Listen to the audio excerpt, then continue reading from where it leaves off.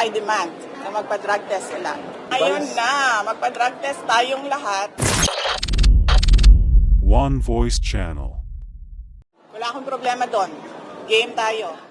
Hindi aatrasan ni Vice President Sara Duterte ang hamon ng ilang mambabatas na sumailalim siya sa neuropsychiatric test na aniya ay hindi na bago sa kanya. Sabi ni VP Sara, noon pa may sumailalim na siya sa kaparehong pagsusuri. Ang hamon ay kasunod ng mga matatapang na banat ng bise laban sa mga Marcos at sa kasalukuyang administrasyon. Let us make this an election issue. Dapat lahat ng mga young guns na kandidato, lahat ng mga congressional candidates ay magpa-drug test. As a voter, I am asking the candidates for Congress doon sa distrito ko, sa 1st District of Davao City.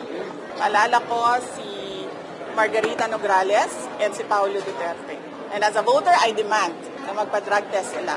At kayong lahat, mga kababayan, as voters, you demand na magpa-drug test ang mga congressional candidates dahil kung unstable ako, sa paningin ko, unstable din sila. Ngayon na, magpa-drug test tayong lahat. Kaugnay nga niyan ay nanawagan ang pangalawang pangulo sa ilang medical groups na ilatag ang guidelines para sa isasagawang neuropsychiatric exam at hair follicle drug test. Dapat aniya ay nakatelevise din ito at hindi dapat isikreto. Kinontra rin ni Vice President Sara ang mga samot-saring akusasyon ng ilang mambabatas laban sa kanya, gaya na lamang ng pagkakaroon ng problema sa pag-iisip at pagiging desperada. I'm not any of those. Ang problema kasi ngayon sa mga politiko, they have never seen a politician who has nothing to lose. They have never seen a politician na IDGAF. Kung sa Bisaya pa, bala mo din na makigdumog ko sa kanal. Bakit ako desperada? I am Vice President of the Republic of the Philippines. I am not going anywhere. So anong ikakadesperada ko? Because they've never seen anything like Sara Duterte. Hindi ako maareglo, hindi ako mabayaran ng budget, hindi ako mabayaran ng pera. Ang laki ng problema nila. Kasi ngayon, ayaw ko na umahimik. Noon, walang nagsasalita kontra sa administrasyon. Ngayon, merong isang tao nagsasalita. Dagdag pa ng bise, hindi mangyayari ang lahat ng ito kung hinayaan lang sana siya sa kanyang trabaho noon sa Department of Education at maging sa trabaho niya ngayon sa Office of the Vice President. Problema sa kanila, nakikipag-away sila. Tapos, kapag lumaban, yung inaaway nila, nagagalit sila, and sila yung nagsasabi na siya yung may problema. Hindi ako yung may problema. Hindi ako noon na kalaaway, except yung inuunahan ako. Hindi na rin aniya sana papatulan ang pahayag ng anak ni Senadora Amy Marcos na si Ilocos Norte Governor Matthew Marcos Manotoc na dapat ay hindi siya na personal pero pagbibigay diin ng bise. Ayoko na banggitin lahat ng pagmemersonal nila sa akin. Pero i-review ninyo lahat ng ginawa nila sa akin. Sila ang naunang. Kayo ang naunang. Bakit? Because of envy and jealousy. Yan lang sisira sa bansa natin Sabi ni VP Sara, nag-text siya kay Senadora Amy matapos ang kanyang Drag Me to Hell press con. Nakatanggap naman aniya siya ng mensahe mula sa Senadora sa pamamagitan ng isang common friend. Tinext ko siya and she was cold, malamig. And then meron siyang sinabihan ng common friend namin na naiinis siya sa akin at kay BBM. And then sinabihan ko yung common friend namin, sabihin mo sa kanya, huwag siya mainis sa akin at kay BBM. Mainis siya kay Lisa at kay Martin. Muli ring iginiit ng bise na hindi niya ikinagalit ang pagkuha sa confidential funds ng kanyang tanggapan, pagbabawas ng kanyang security detail o ang pagbabawas ng pondo sa OVP. Pero ang tanging ikinagalit niya ay ang panggigipit sa mga taong wala namang kinalaman sa politika.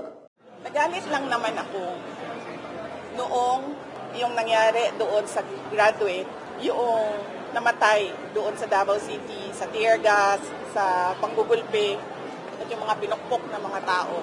And ngayon, nagalit ako kasi sa paghabol-habol nila sa akin, yung mga kasamahan ko, hinahabol din nila, talaga yan sila.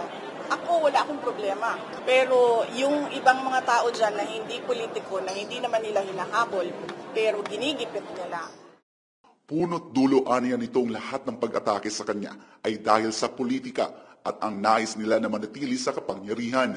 Nagsimula aniya ang lahat ng ito nang siya ay magbitiw bilang miyembro ng Lakas CMD. May sagot naman ang bise sa mga sinasabi ng ilang politiko na ang kanyang ginagawa ay isang diversionary tactic. Well, it's a tie. Kasi ang ginagawa nila is a diversion from the nothingness that is this country is undergoing. This ginagawa nila is a diversion sa kagutuman, sa kahirapan, sa taas ng presyo, at sa kawalan ng mga Pilipino. Ginagawa nila ako diversion, gagawin ko din kung ano yung ginagawa nyo. Wala. Talo na kayo. Wala na. Kahit na anong gagawin nyo, talo na kayo. Sinagot din ni VP Sara ang pahayag ni Justice Secretary Crispin Remulla na labag umano sa batas ang mga pagbabanta ng bise na kanyang itatapon ang katawan ni Marcos Sr. sa West Philippine Sea. Ipagdasal natin ang Pilipinas dahil we have a Secretary of Justice na hindi alam ang batas. There is a big difference between talking about desecration a body and actually desecrating a body. Talking about desecration of a body is not desecration of the dead. Dapat sana siguro as a lawyer maintindihan niya yon kagad. But apparently, sabi nga ng iba, pag mabilis ka, meron talagang mga mabagal ang pick-up. Mag-sorry sila doon sa pamilya nung namatay sa Davao City during the kaguluhan sa loob ng Kingdom of Jesus Christ. May namatay doon. Sorry sila sa pamilya doon. Mag-sorry sila sa lahat ng tinirgas nila, pinukpok nila at binugbog nila sa Tamayong at sa KOJC. Mag-sorry sila sa lahat ng hindi nakakatulog ngayon kasi pinapatawag nila paulit-ulit dyan sa House of Representatives. Hindi lang sorry na, oh sorry Hindi. Pangalanan nyo lahat, sorry kayo sa kanila. Pag-isipan ko, kung papatawarin ko kayo, pag-isipan ko pa lang yun. Sa huli, may payo naman si VP Sara sa publiko sa gitna ng mga nangyayari ngayon sa politika. Mag-demand kayo sa mga kandidato sa susunod na taon na eleksyon. Mag-demand kayo sa kanila. Anong nagawa nyo? Anong plano nyo? Magpa-drug test kayo. Sige, extend na natin. Magpa-neuropsychiatric exam kayo. Mag-demand kayo sa mga kandidato. One Voice Channel.